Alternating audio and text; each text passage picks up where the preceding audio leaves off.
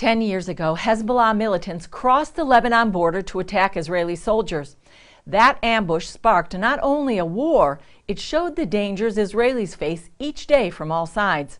As Chris Mitchell reports from Israel's northern border, the IDF is preparing for the next and perhaps even bigger border war.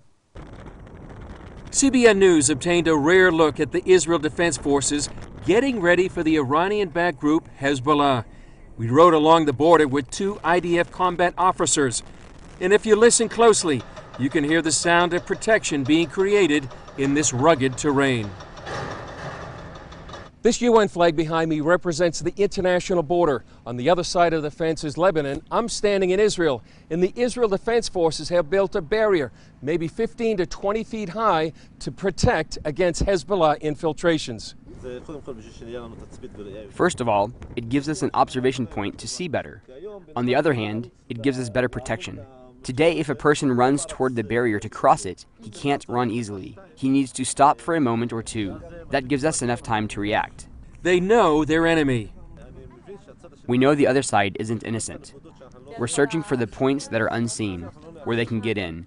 And because of this, we are working on the entire barrier, not on a specific point. Up here on the border, the enemy is always a clear and present danger. Just about a mile away from here is a Lebanese Shiite village, most likely a Hezbollah stronghold.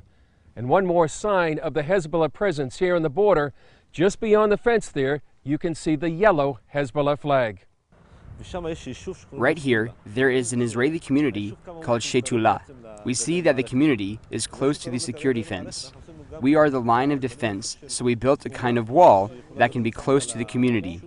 We know that the intention of Hezbollah is not only to look for military targets. His goal is to harm every Israeli.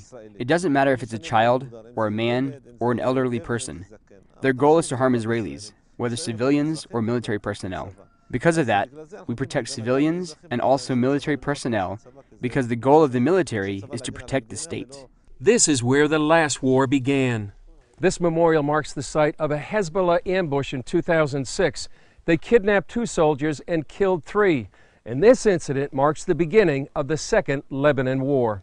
Hezbollah picked this spot because it's a dead area with no cell phone reception. They know the area well. They did follow up, and we also broadcast their clip on the news where we see the kidnapping.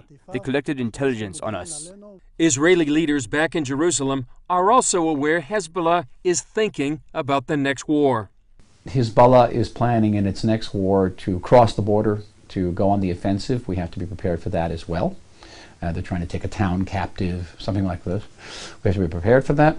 Hezbollah has posed, as Israel's leading military officials have said, a strategic threat to the country, and that is why Israel has taken preemptive actions against Hezbollah and the Syrians that are transferring weapons to the Hezbollah in neighboring Lebanon. It has created a measure of deterrence for Israel. Israel's goal is to stop Syrian weapons from getting into Hezbollah hands. Despite these strikes, Lebanese media claim Hezbollah now possesses what they call game-changing weapons. We're talking about 130,000 rockets in the hands of Hezbollah. They have not been fired during the Syrian civil war. They're saving them all for us. And they're aimed at our cities. They can hit as far south as Eilat. Our entire country is in the range of those 130,000 rockets. One more reason behind the need for vigilance here. You look at the area. It's a beautiful area. Nature, nostalgic. Everything looks as innocent as possible.